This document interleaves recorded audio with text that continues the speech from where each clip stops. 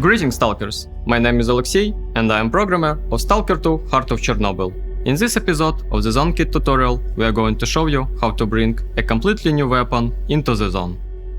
Let's begin by creating a mod, giving it a name, and click Create button. Next, we need to set up a folder for storing our assets. There are two ways to do this. Either manually create the folder inside the mod directory, or follow the method shown in the video. Let's navigate to the folder where existing weapon assets are stored. We'll check out one of these folders. This process copies both the folder structure and the assets into our mod directory. Now, locate this new folder in the content browser. Right-click on any asset and choose Show in Explorer. This helps us quickly access the correct location without manually browsing for it.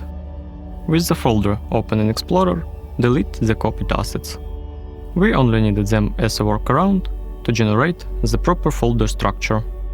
If this seems too complex, feel free to create the necessary folders manually instead.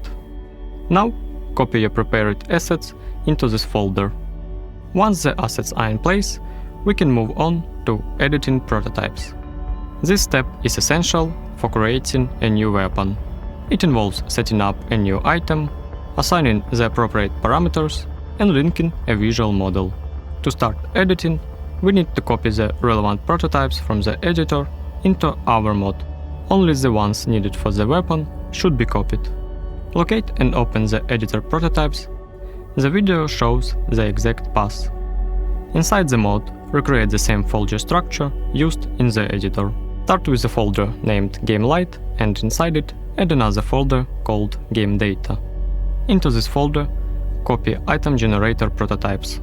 This file contains item generation settings, and we are going to change the line that responds for Skif's starting weapon. Next, recreate the structure for item prototypes. Add a folder named Item Prototypes, which will hold configuration for various items. We are specifically interested in weapons. Copy the file Weapon Prototypes into this folder. It contains the base properties for weapons. Now create a folder named Weapon Data, where we will store prototype settings for weapons. Copy Weapon General Setup Prototypes file into this folder. It contains essential weapon configuration settings. To save time, copy the entire folders from the previous steps, rather than recreating each one and copying files manually. Now delete any prototypes meant for NPCs. We only need player-specific configurations. It's possible to copy just required files manually, but it's faster to delete the unnecessary one after copying the whole folder. With everything prepared, we're ready to begin creating the weapon. This involves editing the prototypes files and entering all necessary weapon details. Open your preferred text editor and drag the prototype files into it. You can open each file separately, but dragging them all at once is more efficient. Start with Weapon Prototypes config file. Find the prototype gun UDP and copy it. It's already properly configured, so we only need to adjust a few fields. Paste the copied block to the end of the file. Rename both the name and SID fields to avoid conflicts with existing entries. Update the General Weapon Setup field with a new value, as shown in the video. Do the same for the Player Weapon Attribute field. The reference structure will be created in the next steps. Save this file. Now, open General Weapon Setup Prototypes. Here, we'll define weapon parameters and create the structure referenced earlier. Copy the UDP weapon structure and paste it to the end of the file. We use this as a base to save time. Rename the name and SID just as before. Let's now assign our new assets to the weapon. Currently, the references point to UDP assets. We'll replace them with those we imported earlier. To do that, find the field Weapon Static Mesh Parts and update all assets entries. From the asset names, it's easy to tell what should be replaced. Now, we have to delete redundant weapon parts from the file. Open the editor and right-click each asset to copy reference. Do this for all assets shown in the video. Then, paste each reference into its corresponding field in the config file. The video clearly shows which goes where. Next, open Player Weapon Setting Prototypes. This is where we define attributes like damage and armor penetration, referenced by Player Weapon Attributes. Again, copy an existing structure, paste it to the end of the file, rename the name and SID. Now modify the base damage and armor piercing fields to fit your weapon stats. Open Player Weapon Attributes Prototypes. As before, copy an existing structure, rename both the name and SID. Update the default weapon settings SID field to reference the custom settings we just created. Open Item Generator Prototypes.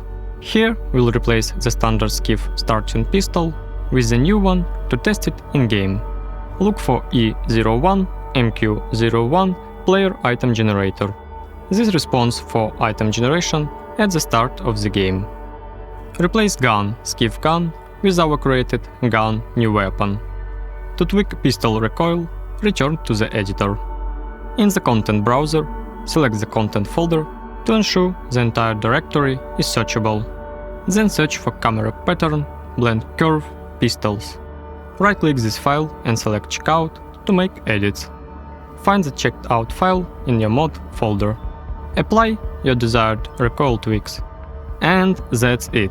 The mod is now complete. You can now package it and upload it to repositories. For details on packaging, see the previous episode. When the mod is installed, let's test it in the game. Now, when we are starting a new game, instead of a trusty PM, we'll get a completely different gun. Response team.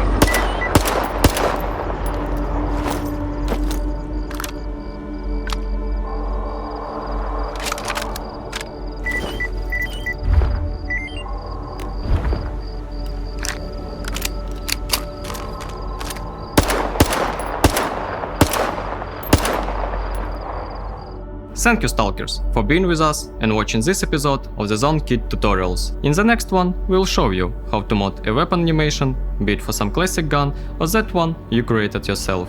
We are looking forward for your creations with this tool. And see you in the zone.